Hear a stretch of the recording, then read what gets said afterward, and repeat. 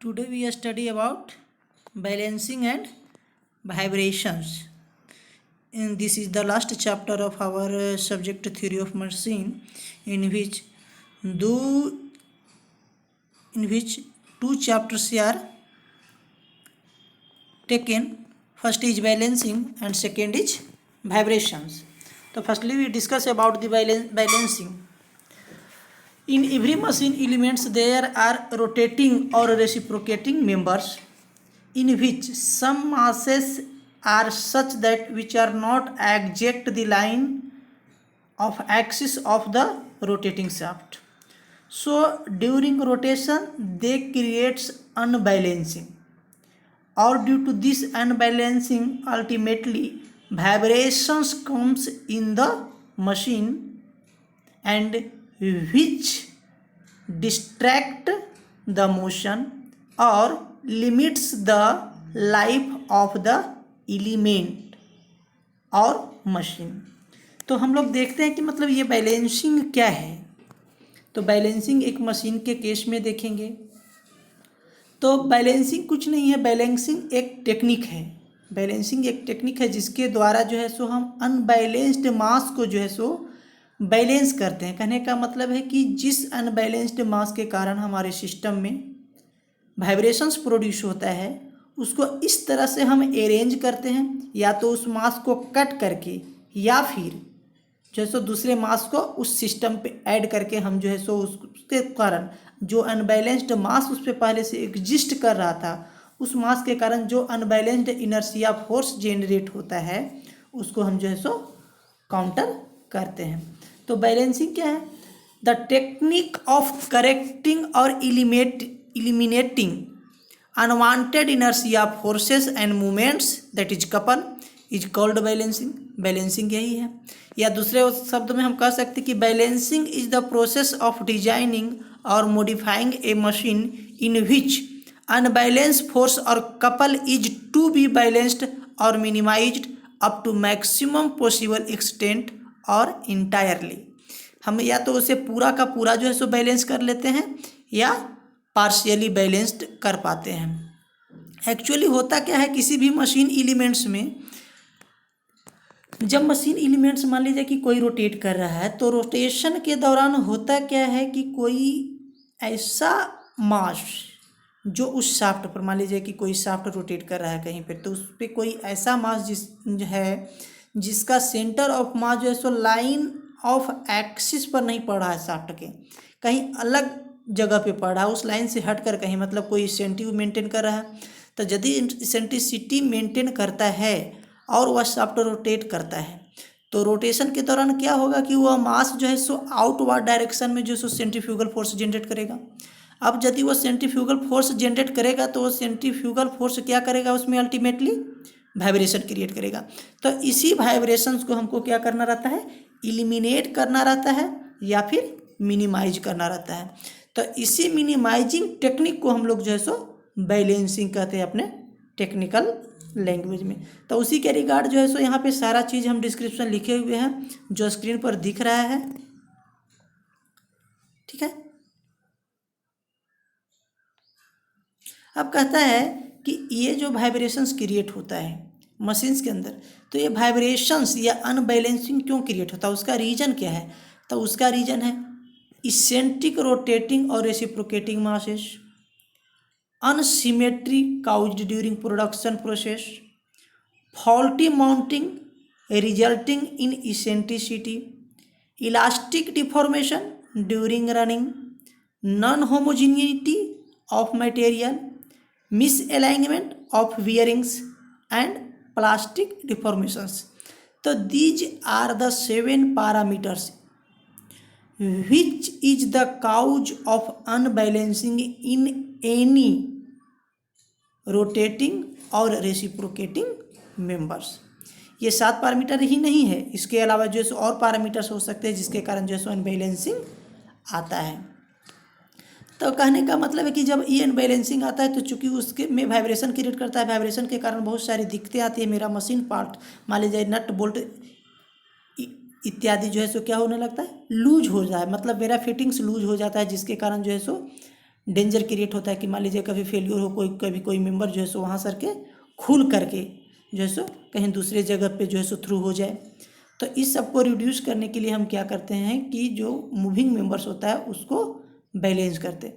Balance करने का तरीका क्या है कि उस मेंबर से जिस अनबैलेंस्ड मास के कारण मूविंग मेंबर में अनबैलेंसिंग आता है उस मास को रिमूव कर देते हैं या फिर वहाँ पे मास ऐड कर देते हैं। तो ये तरीका क्या है उसको देखते हैं। तो जनरली हम लोग इस चैप्टर में डिस्कस करेंगे balancing of rotating masses. Rotating mass को हम लोग जो है सो किस तरह से बैलेंस करते हैं।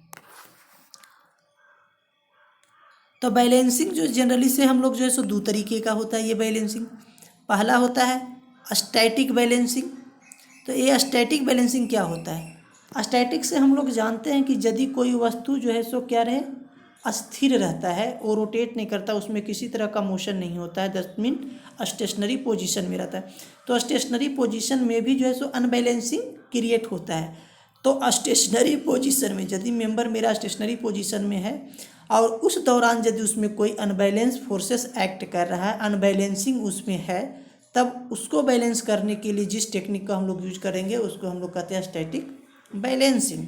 और जब वही मेंबर मेरा जब रोटेट करता है, मूव करता है, मोशन में होता है, तो उस दौरान जब जो है सो अनबैलेंस्ड मास के कारण जो सेंट्रीफ्यूगल फोर्स क्रिएट होता है और उसके कारण जो वाइब्रेशन होता है उसे बैलेंस करने के लिए, उसको काउंटर करने के लिए जिस टेक्निक को हम लोग यूज करते हैं तो उसको बोलते हैं हम लोग डायनेमिक बैलेंसिंग।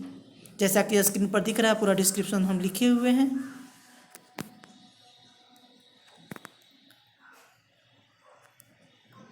लिख रहे हैं कि the static imbalance exist due to gravity और सेंट्रीफ्यूगल फोर्स।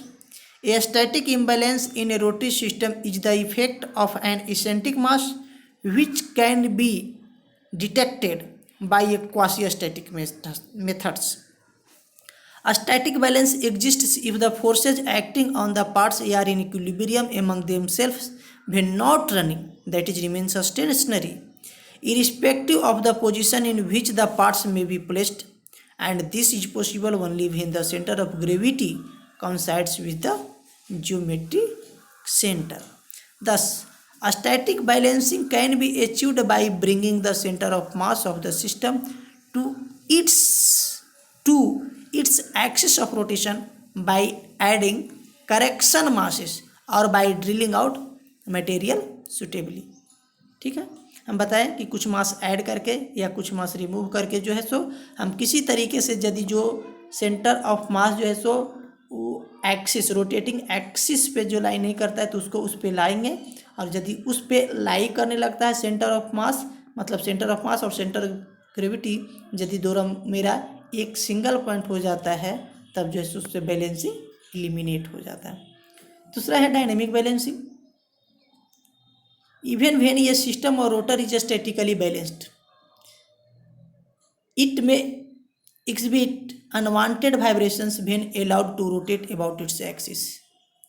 जैसा कि हम पहले ही बता दें कि स्टैटिक बैलेंसिंग जो है स्टेशनरी पोजीशन में किया जाता है। तो यदि स्टेशनरी पोजीशन में कोई मशीन एलिमेंट मेरा बैलेंस्ड है, उसमें किसी तरह का अनवांटेड अनबैलेंस्ड फोर्स नहीं है, अनबैलेंस्ड मास नहीं है, तब भी रोटेशन के दौरान उसमें जो है अनबैलेंस्ड फोर्स क्रिएट होता है। अब उस अनबैलेंस्ड फोर्स को ही जो है सो हम बैलेंस करते हैं डायनेमिक बैलेंसिंग के मेथड से। तो कहता है static balance of machine component is not enough to eliminate inertia forces because these forces may act in various planes और directions depending on the directions and magnitude of the accelerations. A dynamic imbalance is thus indicated by the presence of a couple with its axis perpendicular to that of rotation for the body, and hence for complete dynamic balancing, in addition to inertia forces, inertia couples or moments or torques also must be balanced। Dynamic balancing में क्या होता है कि inertia force तो के साथ साथ inertia couple को भी हमको जो है सो बैलेंस करना होता है। यदि दोनों इनर्शिया फोर्सेज और इनर्शिया कपल्स बैलेंस हो जाएगा तभी जो है सो वो सिस्टम क्या होता है बैलेंस्ड हो पाता है। दस ए डायनेमिकली बैलेंस्ड रोटर या system is statically balanced automatically but in general the opposite is not true. यदि कोई एक सिस्टम, कहने का मतलब है कि मेरा डायनेमिकली बैलेंस्ड है, तब वो सिस्टम ऑटोमेटिकली जो है सो स्टैटिक बैलेंस होगा। लेकिन यदि एक सिस्टम स्टैटिकली बैलेंस्ड है, यानी स्टैटिक बैलेंसिंग उसका किया गया है, तो यह नेसेसरी नहीं कि वो डायनेमिकली बैलेंस्ड होगा।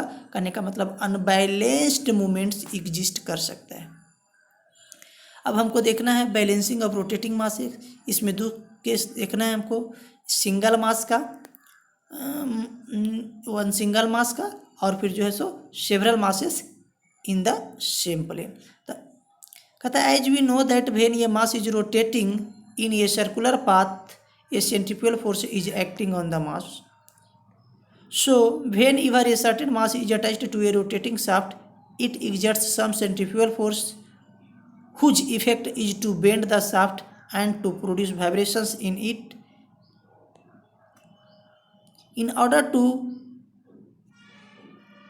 prevent the effect of the centrifugal force, another mass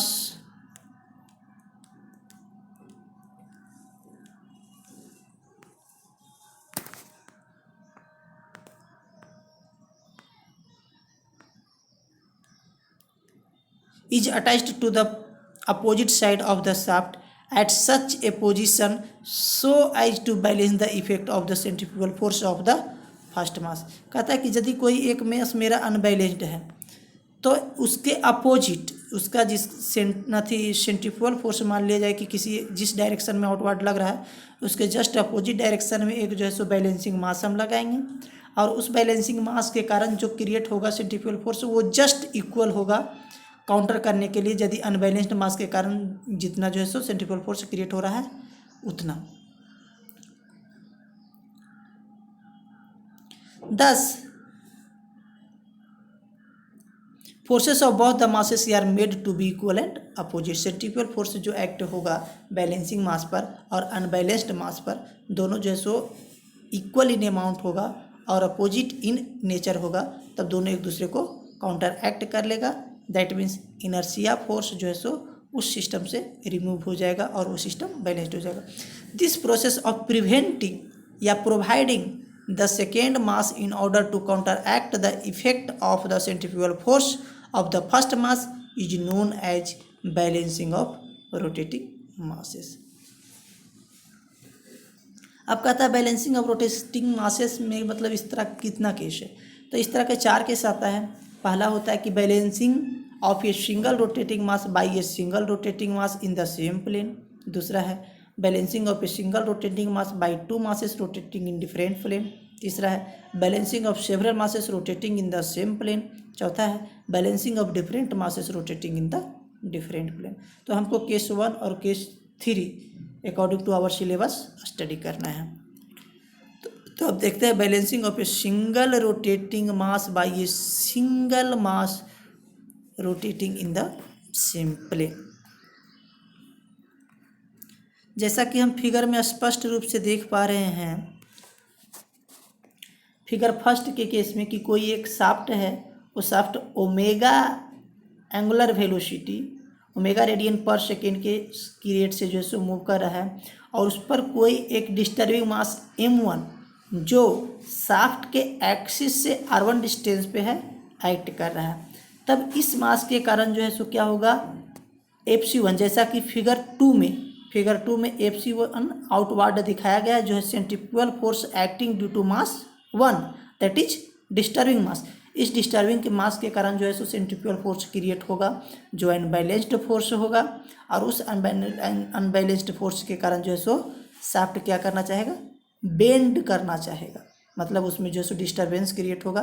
तो उसको बैलेंस करने के लिए, Fc1 को बैलेंस करने के लिए हमको जस्ट उससे विपरीत डायरेक्शन में एक mass m2 which is known as balancing mass is put just opposite to the m1 at a distance r2 such that the centrifugal force generated by balancing mass m2 is sufficient to counter the effect of centrifugal force acted by disturbing mass m1।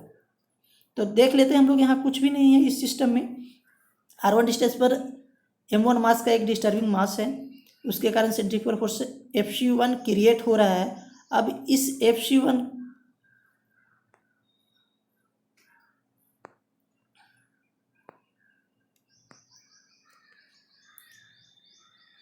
Create हो रहा है, जैसा कि हम figure में भी mark कर रहे हैं। तो इस Fc1 जो सेंट्रीफ्यूगल फोर्स है, इसी को बैलेंस करने के लिए जो है सो हम एक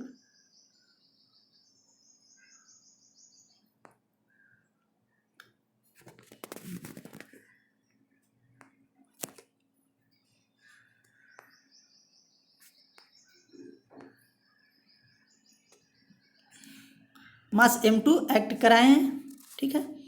तो अब कंसीडर कर लेते हैं कि r1 क्या है, distance of centre of gravity of mass m1 from the axis of rotation, axis of rotation से है।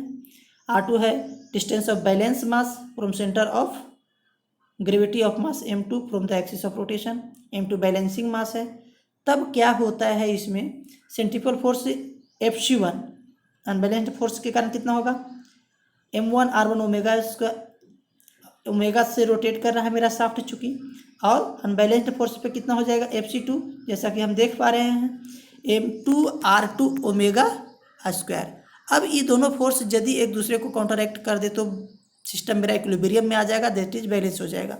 सो for balancing Fc1 is equal to Fc2 and then omega square is cancelled out from the both side, then we get m1 r1 is equal to m2 r2 and which is the required condition for balancing of a single mass, ठीक है।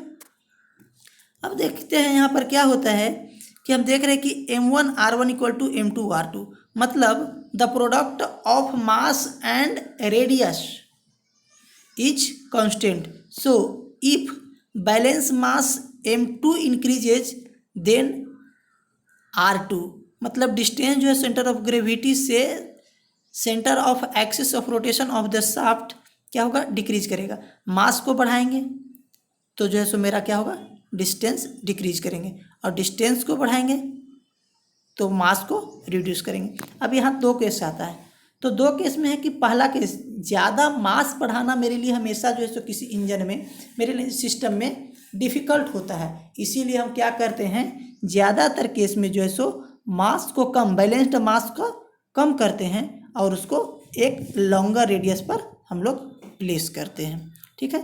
तो ये condition हो गया balancing of a single mass by a single mass in the same plane, ठीक है।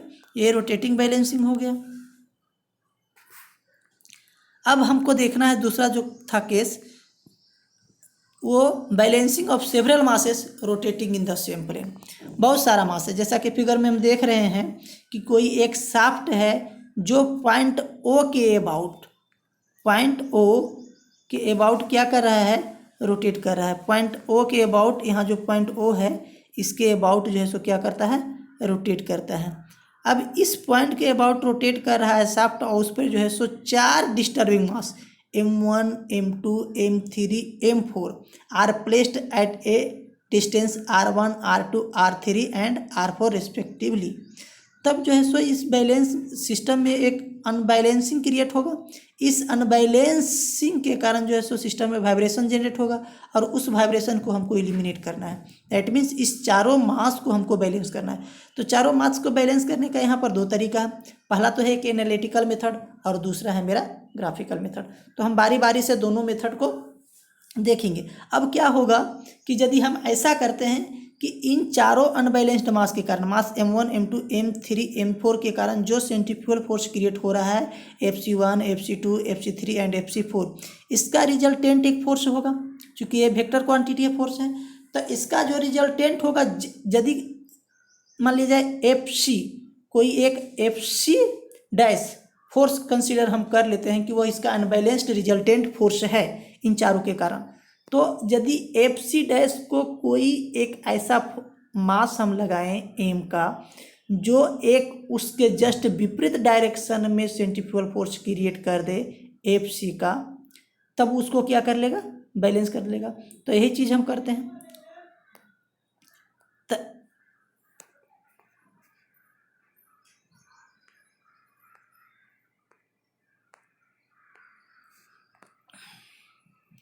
तो हम देखते हैं कि इसको करते क्या है। यही सर्च, इसमें डिस्क्रिप्शन में सारा यही चीज़ लिखा हुआ है कि मास M1 M2 M3 M4 जो है सो R1 R2 R3 and R4 radius पे जो है सो सेंटर लाइन से प्लेस्ड है, जो एक्सिस एक्स से पॉजिटिव एक्स एक्सिस जो है सो क्रमशः θ1 θ2 θ3 एंड θ4 एंगल पे प्लेस्ड है।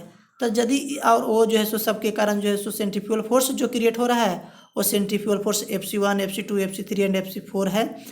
तब क्या होगा, अब हम इसको क्या करते हैं कि इस पे निकालने के लिए सबसे पहले हम सेंट्रीफ्यूगल फोर्स का वैल्यू क्या होता है, mR⍵²।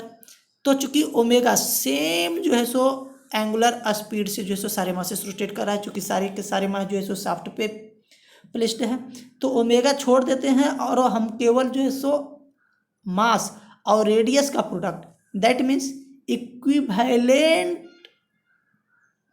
सेंट्रीफ्यूगल फोर्स को कैलकुलेट कर लेते हैं।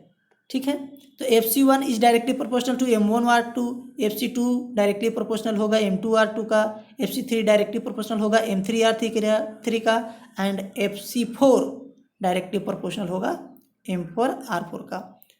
अब इस चारों फोर्स का जो रिजल्टेंट फोर्स होगा उसी को हमको काउंटर बैलेंस करता है। तो काउंटर बैलेंस करना है तो क्या करना रहता है, पहले निकाल लेते हैं कि पूरा हॉरिजॉन्टल फोर्स कितना है चारों के कारण। तो कितना हो जाएगा, FC1 cos θ1, FC2 cos θ2, FC3 cos θ3 plus FC4 cos θ4। अब FC यहाँ पर जो है सो हम एक्चुअल में टोटल का टोटल जो है सो सेंट्रीफ्यूगल फोर्स का वैल्यू नहीं लेते हैं, मतलब FC1 इक्वल टू होगा M1R1⍵², लेकिन हम ओमेगा चूँकि सब में सेम होगा तो वो लास्ट में जो है सो कैंसिल्ड आउट हो जाएगा, इसीलिए उसको जो है सो हम यहीं से मतलब जो है सो छोड़ के चल रहे हैं। उसी तरह वर्टिकल फोर्स हो जाएगा, वर्टिकल डायरेक्शन में FC1 sin θ1 plus FC2 sin θ2 plus FC3 sin θ3 plus FC4 sin θ4। अब ये दोनों जो निकल गया, यदि मेरा FH हॉरिजॉन्टल डायरेक्शन में निकल गया फोर्स और FV वर्टिकल डायरेक्शन निकल गया, तो इसका रिजल्टेंट फोर्स हम निकाल लेंगे। FC इक्वल टू क्या हो जाएगा, √under of FH² plus FV²। Angle theta भी निकाल लेंगे, थीटा इक्वल टू क्या हो जाएगा मेरा tan inverse FV divided by FH। इस तरह से जो है सो हम उसका पोजीशन और मैग्नीट्यूड अनबैलेंस्ड फोर्स का दोनों कैलकुलेट कर लेंगे। अब इसको काउंटर बैलेंस करने क्या होगा, इसी के जस्ट विपरीत में एक इतना अमाउंट का मास लेना होगा ताकि वह जो है सो बराबर अमाउंट का सेंट्रीफ्यूगल फोर्स क्रिएट कर दे और अपोजिट डायरेक्शन में, ताकि ये अनबैलेंस्ड फोर्स जो है सो मेरा, तब मान लेते हैं कि वह फोर्स M1 है, वह मास M1 है जो R1 डिस्टेंस पर कोई एक angle theta from positive x axis direction से प्लेस्ड है, जो कि क्या कर रहा है, इस चारों मास को बैलेंस कर रहा है। यहाँ हम देख पा रहे हैं फिगर में जो सो ग्राफिकल मेथड, दूसरा जो फिगर हम ड्रॉ किए हैं उसमें क्या करते हैं, पहला कोई एक ओरिजिन ले लेते हैं O। अब O से FC1 जिस डायरेक्शन में एक्ट कर रहा है उस डायरेक्शन में एक लाइन ड्रॉ करते हैं। अब उस लाइन को क्या करते हैं, ग्राफिकल मेथड में एक स्केल पर, मान लीजिए कि FC1 का वैल्यू जो है सो 100 न्यूटन आया, तो 100 न्यूटन इक्वल टू कितना, स्केल पे हम चूंकि ड्रॉ करते हैं तो 100 न्यूटन इक्वल टू मान लेते हैं हम स्केल पर 10 mm है, तो उसी के रेशियो में सब ड्रॉ करेंगे। तो FC1 के डायरेक्शन में ओरिजिन O से हम ले लिए FC1 A पॉइंट तक। अब A से B मतलब FC2 कहाँ एक्ट कर रहा है, तो FC2 ओरिजिन से जिस डायरेक्शन में एक्ट कर रहा होगा वहाँ से A पॉइंट से जो है सो उस डायरेक्शन में एक्ट करेगा। अब मान लीजिए कि उसका वैल्यू जो है सो कितना है, 90 है, 90 न्यूटन है FC2 का, तो 90 है तो कितना के बराबर हो जाएगा वो मेरा स्केल पर 9 mm के बराबर हो जाएगा। तो 9 mm के लाइन एक खींच लिए, फिर B से जो है सो C तक जाएंगे, मतलब FC3 का मान लीजिए कि जो है सो मैग्नीट्यूड मेरा जो है सो 110 न्यूटन है, तो 110 न्यूटन है तो इक्विवेलेंट हो जाएगा 11 mm के। तो 11 mm के एक लाइन बीच से C तक ड्रॉ करेंगे जो होगा in the direction of FC3। उसी तरह FC4 जो है सो C से 4 तक जाएगा उस डायरेक्शन में जिस डायरेक्शन में FC4 एक्ट कर रहा है, और उसके मैग्नीट्यूड जो है वो जो स्केल हम लिए हैं 10:1 का, उस स्केल में इसको कन्वर्ट कर देंगे। मानते हैं कि इसका वैल्यू आ गया 70, तो 70 यदि न्यूटन था FC4 का वैल्यू, तो 7 mm के बराबर एक लाइन खींच लिए। अब ये मेरा हो गया अनबैलेंस्ड फोर्स का। अब जो क्लोजिंग लाइन होगा, क्लोजिंग लाइन जो होगा D2O, यही मेरा देगा क्या, अनबैलेंस्ड फोर्स का वैल्यू, या कहें दूसरे शब्द में कि बैलेंस्ड फोर्स, जो बैलेंस्ड फोर्स होगा उसको, चूंकि इसी फोर्स को हमको अनबैलेंस करना होगा, तो D2O यदि आते हैं तो वो होगा टोटल अनबैलेंस्ड फोर्स। तो टोटल D2O आते हैं अनबैलेंस्ड फोर्स से, तो उसको बैलेंस करने की क्या करेंगे, O to D के डायरेक्शन में हम एक फोर्स लगाएंगे, जो फोर्स क्या हो जाएगा, FC, और वह FC फोर्स जो है वह क्रिएट होगा M मास के कारण, जो R डिस्टेंस पर मेरा प्लेस्ड होगा at an angle theta with positive x axis direction, जिसका डिस्कशन हम लोग आगे देखते हैं।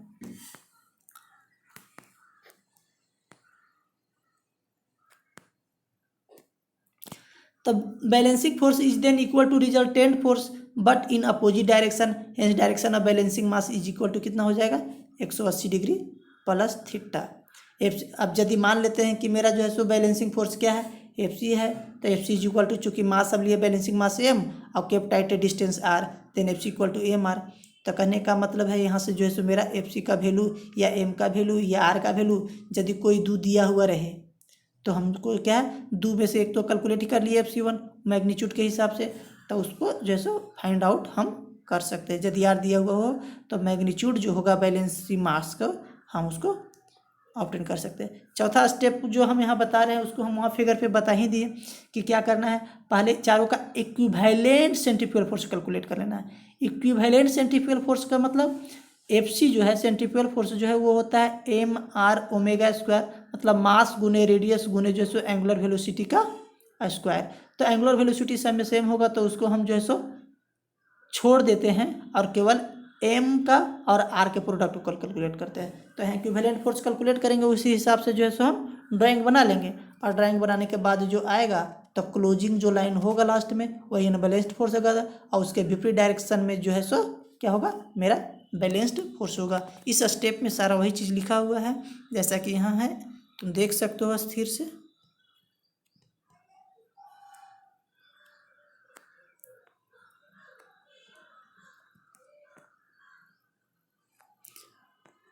ड्राइंग का तरीका लिखा हुआ है कि कैसे ड्रॉ करेंगे।